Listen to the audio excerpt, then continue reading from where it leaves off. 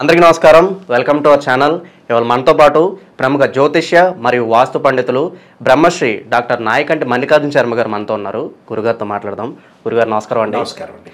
గురుగారు, 2025 సంవత్సరానికి గాను కర్కాటక రాశి వారికి ఎలాంటి ఫలితాలు ఉండబోతున్నాయో మాకు ఇవాళ తెలియజేయండి గురుగారు. ఓం శ్రీ గురుభ్యో నమః. 2025 ఆంగ్లనామ సంవత్సరంలో అంటే ఇంగ్లీష్ నామ సంవత్సరం అంటారు. ఈ 2025లో కర్కాటక రాశి వాళ్ళకి గ్రహస్థితి ఏ విధంగా ఉంటుంది, గ్రహ సంచార విషయం ఏ విధంగా ఉండబోతుందో చూసుకునేటట్లయితే మనకి అతిపెద్ద గ్రహాలైన గురువు, రాహు, కేతు, శనిని పరిగణలోకి తీసుకుంటాం. మిగతా గ్రహాలన్నీ కూడా రవి, బుధ, శుక్ర గ్రహాలు 30 రోజులకు ఒకసారి ఒక రాశి నుంచి మరొక రాశికి మారటం, కుజుడు 45 రోజుల పాటు, చంద్రుడు వచ్చి 2.5 రోజుల పాటు మారుతుంటాడు. గురువు సంవత్సర కాలం, రాహు, కేతులు 18 నెలలు, శని 2.5 సంవత్సరాలకి ఒక రాశి నుంచి మరొక రాశికి మారుతుంటాడు. ఇక్కడ ఈ 2025లో ఇప్పుడున్న ప్రజెంట్ 2025లో గోచారం ఎలా ఉండబోతుందంటే దిస్ ఇస్ ట్రాన్సిట్ సిస్టమ్ అంటారు. ఆ ట్రాన్సిట్ సిస్టంలో మొదటి భాగంలో అంటే సుమారుగా మనకి మార్చిలో 29వ తారీఖున శని మారుతాడు. శని వచ్చేటప్పటికల్లా మనకి మీనరాశిలో సంచారం చేస్తాడు. మీనరాశిలో అంటే పూర్వభాద్ర నక్షత్రం 4వ పాదంలోకి రాత్రి 9:44 మీనరాశిలో ప్రవేశం జరుగుతుంది. మరి శని అలా ప్రవేశం జరిగిన తర్వాత ఇక మిగతా గ్రహాలు ఏంది, మే 20వ తారీఖేమో రాహుకేతులు, రాహు కుంభరాశిలోను అలానే కేతు సింహరాశిలోను సంచారం చేస్తారు. ఏప్రిల్ 14వ తారీఖున గురువు మృగశిర నక్షత్రం 3వ పాద ప్రవేశంతో మిథున రాశిలో సంచారం. అంటే ఈ గ్రహాల యొక్క సంచారం జరుగుతుంది. ప్రతి గ్రహం కూడా మరికొన్ని గ్రహాలు ఏంటంటే మారుతూ ఉంటాయి, సహజంగా తొందరగా మారుతుంటాయి. ఈ 4 గ్రహాలు తొందరగా మారవు. గురువు ధనకారకుడు, సంతానకారకుడు, లాభకారకుడు. అందువల్ల ఈ గ్రహాలన్నీ కూడా మనం క్యాలిక్యులేట్ చేసుకునేటట్టయితే కర్కాటక రాశి వాళ్ళకు వచ్చేటప్పటికల్లా 45% మాత్రమే బాగుంటుంది. అది ఆ 45% కూడా ఏంది, మిగతా గ్రహాలే అనుకూలంగా ఉంటాయి. అంటే మిగతా గ్రహాల వల్ల కొద్దిగా అనుకూలంగా ప్రయత్నం జరిగే అవకాశాలు ఉంటాయి.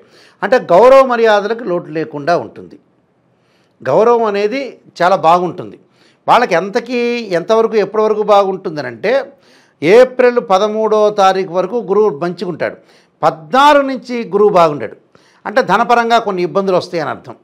ధనపరంగా, ఆర్థిక పరంగా కొన్ని ఇబ్బందులు కలగటం ఒకటి, డబ్బును ఖర్చు పెట్టడం ఒకటి, పొదుపు చేయలేకపోవటం, కొన్ని రుణబాధలు కలిగే అవకాశాలు ఒకటి ఉంటాయి. రుణాలను తగ్గించుకోండి. మనం ఏదైతే ఉద్యోగానికి సంబంధించిన విషయాల్లో మనకు డబ్బు వస్తుందో ఆ మితంగా ఉండండి, మితంగా మాట్లాడండి, మితభాషగా ఉండండి, మితంగా పొదుపు చేసుకోండి. అంటే మన కాలం కలిసి రాలేదనుకోండి, కాళ్ళు ముడుచుకొని కూర్చోవాలి అంతే. ఇదే దీని యొక్క ఫార్ములా.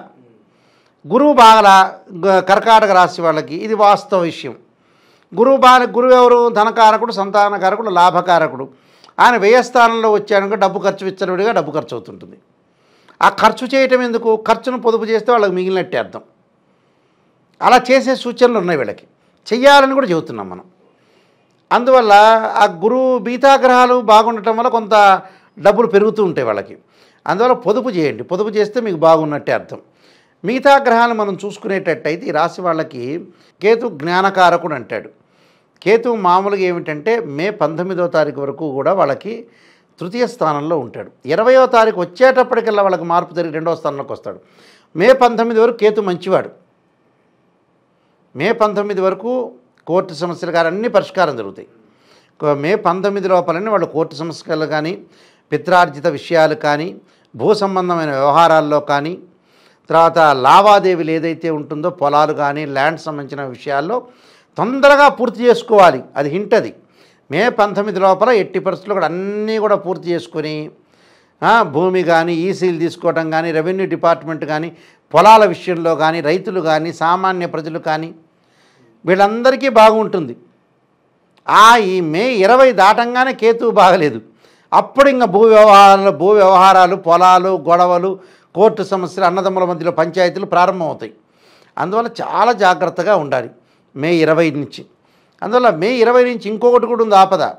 భార్యాభర్తల మధ్యలో చికాకులు వస్తుంటాయి. భార్యాభర్తల మధ్యలో చికాకులు ఏంటంటే ద్వితీయ స్థానంలో కేతు యొక్క సంచారం వల్ల ఏం జరుగుతుంది, బయట విషయాలన్నీ కూడా తీసుకొచ్చి ఇంట్లో గొడవలు పడే సందర్భాలు ఎక్కువ ఉంటుంది. ఎందుకంటే మనకు మాట్లాడటం ఎక్కువ కాబట్టి ఏదో రకంగా మాట్లాడి కొట్టుకోవటం అనేది మనకు ప్రాక్టీస్ అయిపోయింది మానవుడికి.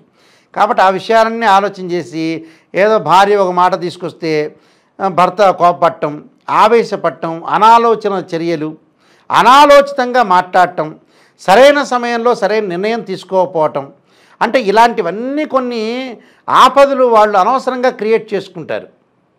అంటే మనం క్రియేటెడ్ చేసుకోవటం, మనమే డైరెక్టర్లం, మనమే చేసుకుంటాం. ఇక్కడ భగవంతుని కాదు, మనం చేసుకోవటం తీసుకెళ్ళి భగవంతుని పడేయటం, ఇది వీళ్ళ సూచన. అలా కాదు, వీళ్ళు చాలా జాగ్రత్తగా ఆలోచన చేసి ముందుకు వెళ్ళాలి. అలానే మళ్ళీ గౌరవం పెరుగుతుంది, అలానే వాళ్ళకి ఆ గౌరవం బాగా పేరు ప్రతిష్టలు వస్తాయి, సంఘంలో కీర్తి ప్రతిష్టలు, గౌరవ సన్మానాలు జరుగుతాయి, ఇవన్నీ బాగా జరుగుతాయి వాళ్ళకి. ఇలాంటి వాటిల్లో ఇబ్బందులు ఉండవు వాళ్ళకి. కానీ 2025లో కొంత జాగ్రత్త వహించాలి. ఉద్యోగపరంగా ఇబ్బందులు ఏమి ఉండవు, ఉద్యోగ అనేది భద్రతగా ఉంటుంది, వ్యాపారపరంగా ఇబ్బందులు ఉండవు. జాయింట్ వ్యాపారాలు చేయకూడదు, ఫస్ట్ పాయింట్. పార్ట్నర్షిప్ చేయకూడదు. ఉన్న వ్యాపారాన్ని జాగ్రత్తగా నడుపుకొని ముందుకెళ్ళాలి. పార్ట్నర్షిప్ వల్ల గొడవలు జరిగే అవకాశాలు ఉంటాయి. కింద అసిస్టెంట్స్ వల్ల కూడా గొడవలు జరుగుతుంటున్నాయి, దొంగతనాలు జరుగుతుంది, చోర బాధలు అంటారు, అగ్ని బాధలు జరుగుతుంటాయి. అంటే ఏదో రకంగా అగ్ని ముట్టించడమో లేదా సిలిండర్ దగ్గరనో ఏదో సంథింగ్, అలాంటి విషయాల్లో కొద్దిగా జాగ్రత్తగా ఉండాలి. చోర బాధలు అంటే వ్యాపారంలో ఏదో అసిస్టెంట్ దొంగతనాలు చేయటం, మన ఇంట్లో వస్తువులు తీసుకెళ్ళటం, ఇలాంటి చోర బాధలు ఉంటాయి. అంటే తొందరపడి వీళ్ళు నమ్మకూడదు. అంటే నమ్మినట్టు నటించాలే కానీ పరిపూర్ణంగా కంప్లీట్గా మనిషిని నమ్మకూడదు. డబ్బులు ట్రాన్సాక్షన్స్ చేయకూడదు వీళ్ళ దగ్గర ఉన్నవి. ఎవరికైతే డబ్బులు, అలానే భార్యకో పిల్లలకో అన్నదమ్ములకో కాదు, అవుటర్స్ వాళ్ళు ఎలాంటి వాళ్ళు మంచి వాళ్ళ కాదో చూసుకుని ఒక ప్రాబిలిటీ, ఒక ఎస్టిమేషన్ వేసి ముందుకెళ్తే సరిపోతుంది. అంటే ధనపరంగా పొదుపు చేసుకోవాలి. దానితో పాటు వీళ్ళు చేయాల్సింది ఇంకోటి ఏమిటంటే, ఈ రాశి వాళ్ళకి ముఖ్యంగా కర్కాటక రాశి వాళ్ళకి నేను ఇందాక చెప్పినట్టుగా 10వ స్థానంలో గురువు వస్తాడు ఏప్రిల్ 14వ తారీఖు. కేతువు కూడా మే 20వ తారీఖు వస్తాడు. అంటే కేతువు 2వ స్థానంలో రావడం వల్ల బాగుండదు. తర్వాత గురువు కూడా 10వ స్థానంలో ఉంటే బాగుండదు నేను చెప్పిన పీరియడ్ ఆఫ్ టైంలో. తర్వాత వచ్చే మిగతా గ్రహాల యొక్క కలయిక మనం చూసుకునేటట్టు ఇది రాశి వాళ్ళకి కొంత రాహు బలం కూడా తక్కువ ఉంటుంది. రాహు కూడా పెద్దగా అనుకూలంగా లేడు. అంటే వీళ్ళకి అష్టమంలో రాహు, నవమంలో శని. అలాంటప్పుడు మనం మే తర్వాత ఇవన్నీ జాగ్రత్త ఉండాలి. అంటే రాహు పరంగా కానీ, శని పరంగా కానీ, గురుపరంగా కానీ, అంటే ఈ గ్రహాలు అనుకూలంగా లేవు. ఈ అనుకూలంగా లేకపోవటంలో విదేశాలకు వెళ్ళే అవకాశాలు అనేవి దగ్గరికి వచ్చినట్టు వచ్చి ఆగిపోతుంటాయి. పనుల్లో ఒత్తిడి, ఏదో వీసానో లేకపోతే స్టాంపో వెనక్కి రావటం. అంటే వీళ్ళకి ఏంటంటే అన్ని పనులు కనపడుతూ ఉంటాయి, ఆ పనులు జరగవు, పనులలో ఆలస్యం, డిలే జరిగే అవకాశం ఉంది. దాన్ని బట్టి మానసికంగా ఆందోళన, కోపం బాగా పెరగటం, ఇంక్రీజ్ కావటం, వ్యాపారంలో ఒత్తిళ్ళు, ఉద్యోగులు కూడా మన్ననలు పొందలేకపోవటం, అధికారుల యొక్క ఆగ్రహానికి గురే అవకాశాలు ఉంటాయి. ప్రయాణాలు చేసేటప్పుడు కూడా కరెక్ట్గా మంచి వ్యక్తులు దొరకరు వీళ్ళకి. ఏదో ఆలోచన చేస్తుంది, ఆ ఆలోచన వల్ల కూడా ఇబ్బందులు కలిగి ప్రయాణాలకు వెళ్ళేటప్పుడు ప్రమాదాలు జరగకుండా, మిస్షాప్ జరగకుండా చాలా జాగ్రత్త చూసుకోవాలి. అతివేగం అనేది పనికిరాదు. ఎవరితోనో మాట్లాడేటప్పుడు మటుకు కొంత జాగ్రత్తగా ఉండి ముందుకు వెళ్ళాలి. విద్యార్థుల విషయానికి వచ్చేటప్పటికల్లా వీళ్ళు కూడా ఖచ్చితంగా శ్రద్ధ పెట్టాలి చదువుల మీద. స్త్రీల విషయానికి వచ్చేటప్పటికల్లా వాళ్ళు ఏదో రంగంలో పైకి వచ్చే అవకాశాలు బాగా ఎక్కువ ఉంటాయి. అంటే నేను ఈ రంగాన్ని ఎంచుకున్న, ఈ రంగంలో నేను ముందుకు వెళ్ళాలని ఒక ఆలోచన బాగా పెరుగుతుంది. ఆలోచన చేయటం కూడా చాలా మంచిదే కదా. కాబట్టి కొన్ని పరిహారాలు చేసుకోవాలి. అవి ఎలాంటి పరిహారాలంటే, సహజంగా వాళ్ళు చేయాల్సింది ముఖ్యంగా సూర్యుడి యొక్క నమస్కారాలు, అంటే సూర్య నమస్కారాలు చేయాలి. అంటే ఆదిత్యాయుధ్య సహస్రకిరణాయుధీమే తన్నో సూర్య ప్రచోదయాత్ అనే మంత్రాన్ని, అలానే సూర్యుడికి నమస్కారం చేయటమే కాకుండా అర్ఘ్యం విడవాలి. అంటే సూర్య భగవాను ఆరాధన చేయటం కానీ, విష్ణు సహస్రనామ పాలన చేయటం కానీ, అలా లలితా సహస్రనామ పాలన చేయటం చాలా మంచిది. అంటే ఈ 3 చేయాలి. అలానే మరి గురువు బాగలేదు కదా అని చెప్తే దానికి దత్తాత్రేయ స్వామి పాలనం కానీ, దత్త కవచాన్ని చదవటం మంచిది. ఎప్పుడు చదవాలి? ఈ సంవత్సరం అంతా కూడా గురు హోర అని ఉంటుంది, ఉదయం పూట ఆ హోరలో చదవచ్చు, లేకపోతే ప్రదోషకాల సమయం ఉంటుంది, సాయంత్రం పూట చదువుకోవచ్చు.